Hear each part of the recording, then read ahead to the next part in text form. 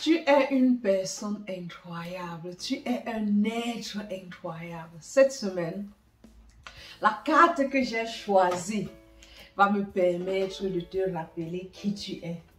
Et cette carte, c'est « Tu es une personne incroyable ». Sache que tu es un être magnifique, un être incroyable, un être adorable avec plein de potentiel. De nos jours, nous vivons dans un monde où en longueur de journée, nous sommes envahis par ce que le monde définit comme idéal. Le monde autour de nous veut nous imposer comment on doit être, comment on doit s'habiller, à quoi on va même ressembler. Et avec la venue des réseaux sociaux, nous sommes tellement envahis des réseaux sociaux, Facebook, Instagram, TikTok, je sais pas, il y a d'autres même que je ne connais pas. Les réseaux sociaux nous encouragent chaque jour à mourir de qui nous sommes pour devenir comme tous les autres. Notre individualité, notre singularité, notre particularité, bref, ce que chacun de nous possédons a disparu pour laisser naissance à la concurrence, à la jalousie et à l'aigreur. Ce qui fait de nous cette personne unique et différente. Vraiment, ce que Dieu a mis dans chacun de nous, qui nous fait être un être différent de l'autre, n'existe plus. Car nous voulons copier et être comme quelqu'un d'autre. Nous nous laissons influencer par de nombreuses personnalités qui se disent être influenceurs ou influenceuses. Ah oui, influenceurs et influenceuses. C'est ça le dernier thème que nous poursuivons. On les laisse nous influencer, mais dans quelle direction nous influencent-ils? Nous avons perdu cette habileté de discernement qui nous permet de reconnaître le faux du vrai. Nous souhaitons être comme tout le monde, alors que nous sommes créés pour être uniques et différentes. Rappelez-vous toujours, Dieu nous a créés pour que chacun de nous soit unique et que chacun de nous soit différent de l'autre personne. Dans toute cette course à être comme quelqu'un d'autre, on devient une masse, tout identique. Et on meurt de soi et en soi. Et on embrasse ce que quelqu'un d'autre est. Je suis ici ce matin pour te rappeler qui tu es, qui Dieu dit que tu es. Et t'aider à réaliser que tu es un être incroyable. Une personne unique et une personnalité importante, tu l'es. Ah oui, personne sur cette planète n'est comme toi. Et personne sur cette planète ne possède ce que tu as. Parmi des millions et des millions de personnes que contient la terre, tu es spécial. Ne l'oublie pas, tu es spécial. Oui, toi, tu es spécial. Dieu t'a créé spécial. Et ne laisse pas le monde t'amener à te conformer à son image, mais plutôt conforme-toi à l'image de Dieu en toi. Et reconnais ce que Dieu dit que tu es. J'aime bien le passage dans Romains chapitre 12, verset 2, qui nous dit « Ne vous conformez pas aux habitudes de ce monde, mais laissez Dieu vous transformer et vous donner une intelligence nouvelle. Vous pourrez alors discerner ce qui est bien, ce qui lui est agréable et ce qui est parfait. » Oui, laissez la parole de Dieu vous transformer et vous renouveler votre pensée, votre intelligence. Et vous comprendrez que vous êtes parfait aux yeux de Dieu. Hier, lors de ma course du matin, c'est bizarre, mais mon meilleur temps de conversation avec Dieu, c'est lorsque je cours. Quand je suis dans la course, quand j'adore courir. J'adore courir et c'est le meilleur moment où je reçois beaucoup de révélations du Seigneur. J'ai l'impression, bon, c'est pas une impression, ça c'est la réalité. Nous courons ensemble, le Seigneur et moi, nous courons ensemble et nous dialoguons.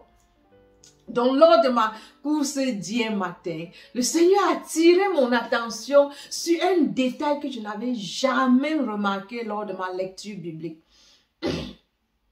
C'est émerveillant vraiment quand le Seigneur lui-même t'explique ces paroles de la Bible. Quand nous allons dans Genèse chapitre 1, où la création avait eu lieu, où le Seigneur a tout créé, on lit que Dieu a créé tout par la parole, juste la parole. Par exemple, au verset 3, ça dit, Dieu dit que la lumière soit, et la lumière fut. Au verset 6, Dieu dit qu'il y ait une étendue entre les eaux et qu'elle sépare les eaux d'avec les eaux. Qu'elle sépare l'eau et la terre. Et ce fut ainsi. Au verset 9, Dieu dit que les eaux qui sont au-dessous du ciel se rassemblent en un seul lieu et forment la mer. Et ce fut ainsi. Et quand nous descendons au verset 11, Dieu dit, puis Dieu dit que la terre produise de la verdure, de l'herbe portant de la semence, des arbres fruitiers donnant du fruit selon leur espèce. Et cela fut ainsi. Au verset 14, Dieu dit qu'il y ait des luminaires dans l'étendue du ciel pour séparer le jour et la nuit. Et ce fut ainsi. Et plus loin au verset 20, nous lisons, Dieu dit que les eaux produisent en abondance des animaux vivants et des oiseaux volent sur la terre vers l'étendue du ciel. Et ce fut ainsi. Et au verset 24, Dieu dit que la terre produise des animaux vivants selon leur espèce, du bétail, des reptiles et des animaux terrestres selon leur espèce. Et encore, cela fut ainsi. Remarquez que tout jusqu'à présent, du verset 1 au verset 24, a été créé juste par la parole de Dieu. Il disait, Dieu dit, et ce fut ainsi. Il dit, et ce fut ainsi. Maintenant, quand nous arrivions au 6e jour, et vraiment, je vous invite à prêter maintenant une attention particulière à ce qui suit. Suivez ceci plusieurs fois et allez lire cela dans la Bible, dans Genèse chapitre 1. Lisez tout le chapitre 1 jusqu'à ce que vous recevez la révélation de ce chapitre. Maintenant, quand nous arrivons au jour que Dieu a créé l'être humain, le jour de notre création, le jour de ta création et ma création, nous lui étions tellement précieux, nous étions tellement précieux à Dieu. J'ai partagé dans certains de mes enseignements que nous étions la pièce maîtresse de la création. Il a pris le temps pour nous créer. Ce n'était pas, il a d'abord convoqué une réunion pour pouvoir discuter le processus de notre création. Regardez comment méticuleux ça a été notre création. Pour établir un plan pour notre création, il a d'abord appelé une réunion. Tout détail avait été pris en considération. Rien n'était au hasard. Notre ressemblance, notre personnalité, chaque partie de notre corps a été méticuleusement planifiée. J'ai déduit cela dans Genèse 1, verset 26. Lisons le verset 26 qui dit, puis Dieu dit, faisons, remarquons bien ces mots, faisons l'homme à notre image, selon notre ressemblance. Dieu a eu appelé une réunion de la Trinité. S'est réuni pour planifier notre création. Car Dieu n'a pas dit que l'homme soit. Il a dit faisons l'homme à notre image. Le Seigneur dit faisons l'homme. Ce qui veut dire qu'il n'était pas seul. Présent à la réunion de planification de notre création était Dieu le Père, Jésus le Fils et le Saint-Esprit. Ensemble, ils ont planifié notre création. Ta création, ma création. Ensemble, ils se sont accordés sur toute partie de notre corps. Après la planification, nous lisons la réalisation de notre création. Dans Genèse chapitre 2, verset 7. ça dit, l'Éternel Dieu forma l'homme de la poussière de la terre. Il souffla dans ses narines un souffle de vie et l'homme devint un être humain. Vous vous rendez compte que Dieu ne nous a pas seulement créés par sa parole. Sa parole a été l'imagination. Faisons l'homme. Remarquez que contrairement à d'autres créations où Dieu disait et sa parole créa, l'homme a été créé différemment. Dieu commença par sa parole. Créons l'homme. Ça, c'est la parole. Ensuite, ça c'est il au pluriel. Dieu le Père, Jésus le Fils et le Saint-Esprit.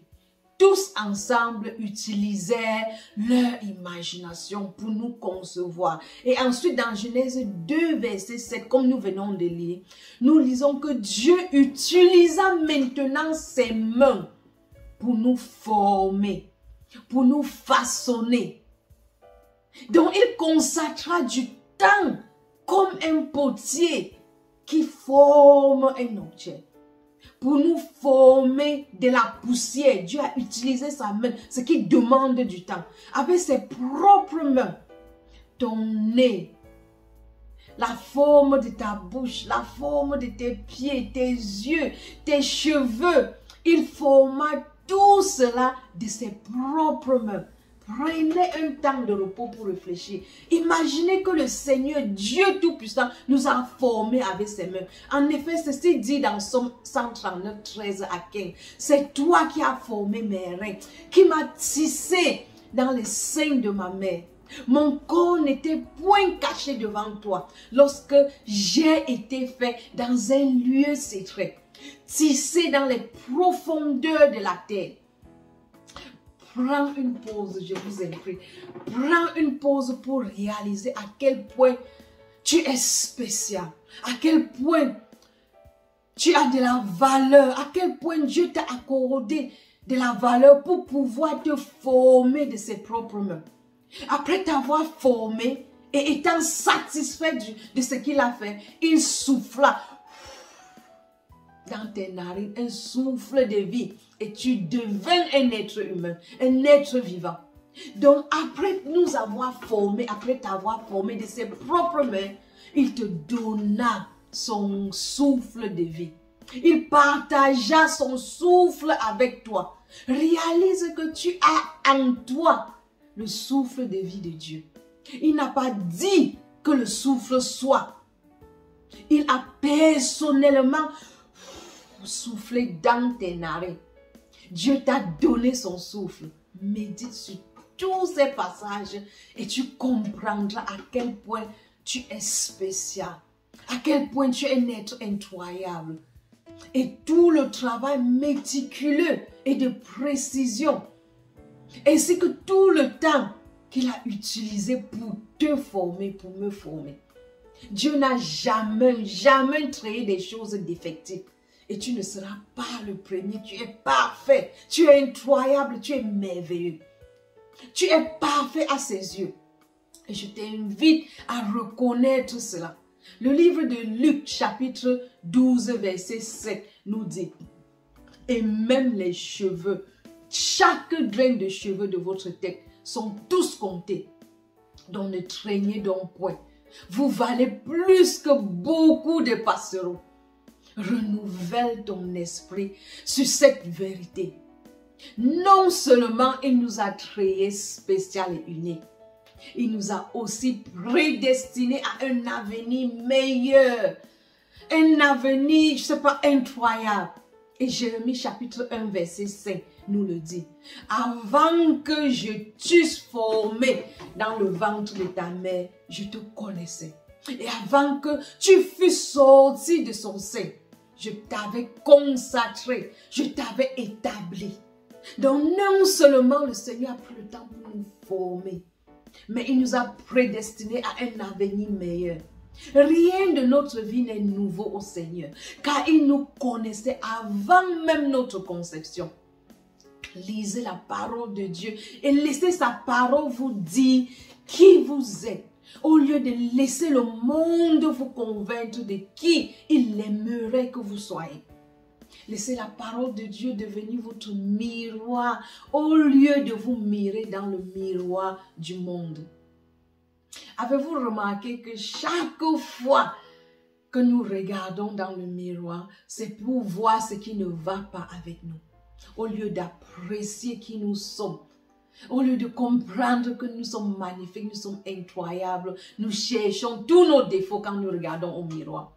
Par exemple, nous regardons au miroir et nous remarquons les boutons sur notre visage, les cheveux blancs qui commencent à apparaître sur notre tête, nos dents qui sont jaunes, les rides qui sont sur notre visage, nos cheveux qui ne sont pas comme pour tel ou pour tel, nos seins qui sont très gros ou trop petits, notre derrière qui n'est pas ce que nous avons vu aux réseaux sociaux, aux autres, ainsi de suite. Nous, constamment, nous cherchons des défauts sur nous. Et après s'être regardé au miroir et après avoir regardé tout ce que nous pensons que ça ne devrait pas être là, nous quittons étant abattus moralement et étant convaincus que nous ne sommes pas beaux ou belles comme telle ou telle personne. Nous n'avons pas les mêmes formes comme telle ou telle personne. Nous ne sommes plus jeunes comme auparavant. Nos cheveux ne sont plus comme auparavant. Mais je vous invite aujourd'hui à plutôt regarder dans le miroir de la parole de Dieu. C'est ça notre miroir. Dieu et vous constaterez quand vous regardez dans le miroir de la parole de Dieu ce que Dieu dit de vous. Par exemple, dans Psaume 139, verset 14, ça dit: je te loue de ce que je suis, une créature si merveilleuse. Tes œuvres sont admirables et mon âme le reconnaît bien. Et au verset 16, ça nous dit: quand je n'étais qu'une masse informe, tes yeux me voyaient. Et sur ton livre étaient tous inscrits les jours qui m'étaient destinés, avant qu'aucun d'eux n'existât. Romains chapitre 8, verset 37 nous dit: nous sommes plus que vainqueurs par celui qui nous a aimés. Dieu nous a tellement aimés que il nous a déjà donné la victoire. Et dans son chapitre 103, verset 5 nous dit: il remplit ma vie de bonheur. Il me donne une nouvelle jeunesse. Je suis comme l'aigle qui prend son envol. Regardez dans la parole de Dieu, regardez dans le miroir du Seigneur et réalisez tout ce qu'il dit à votre propos. Et au lieu d'être abattu, ça va vous donner du tonus. J'aimerais que cette vérité que le Seigneur a partagée avec moi vous aide à transformer, t'aide à transformer ta pensée de toi et que tu te regardes et réalises que tu es spécial. Tu es unique, tu es merveilleux et merveilleuse, car je suis convaincue que nous ne nous donnons pas de la valeur parce que nous ne reconnaissons pas notre valeur. Commence, je t'invite à commencer à connaître ta valeur par la parole de Dieu. Comprends la valeur que le Seigneur a accordée à ta personne. Réalise que tu es un être incroyable et adorable. Comprends que tu es tellement incroyable que le Seigneur a tout donné. Non seulement pour te créer, mais aussi pour te racheter afin d'être en relation intime avec toi. Oui, vous êtes créé à l'image de Dieu. Tu es créé à l'image de Dieu. Tu es créé pour fonctionner dans son environnement divin. Toi et moi sommes la forme la plus élevée de la création de Dieu sur cette terre. Nous ne sommes pas seulement une masse de chair. Nous sommes esprit, âme et corps. Nous sommes une puissante création de Dieu. Nous avons donc la faculté de penser, de croire et de produire. Et grâce à ces trois facultés intellectuelles, nous avons dépasser et progresser de manière impensable et imaginable grâce à un esprit créé par Dieu en nous. Par conséquent, nous pouvons penser, nous pouvons croire et nous pouvons produire dans le domaine physique comme dans le domaine spirituel. Nous portons en nous l'ADN spirituel de Dieu. Répète, je vous invite, répète cette prière pour affirmer que tu es un être unique. Père céleste, je me présente devant toi aujourd'hui avec un cœur humble, un cœur ouvert et un esprit humble.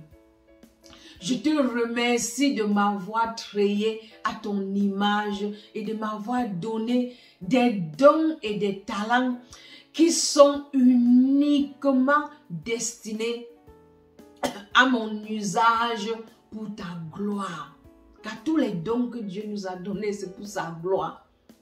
Seigneur, donne-moi le courage d'être fidèle à moi-même et de ne pas me conformer aux attentes de ce monde. Seigneur, guide mes pas pour qu'ils s'alignent avec ta volonté et apporte la sagesse nécessaire à chaque tournant sur mon chemin, sur mon parcours. Laisse que ta sagesse, Seigneur, me guide. Seigneur, aide-moi à me rappeler qui je suis. Un individu unique, merveilleux et adorable. Car c'est ça mon identité en toi. Magnifique que tu aimes. Même lorsque c'est dur ou difficile. Seigneur, aide-moi à me rappeler de cela.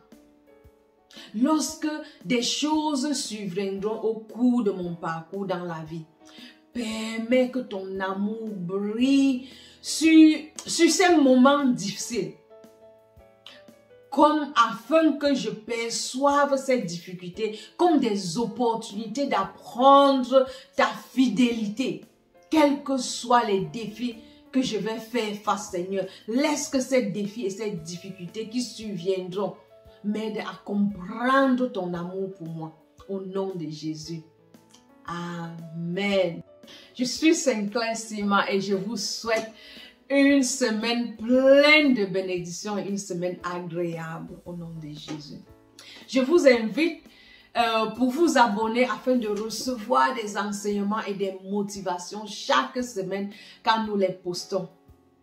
S'il te plaît, partage aussi avec tous ceux qui sont autour de toi et que tu réalises qu'ils seront bénis par ces motivations et par ces enseignements.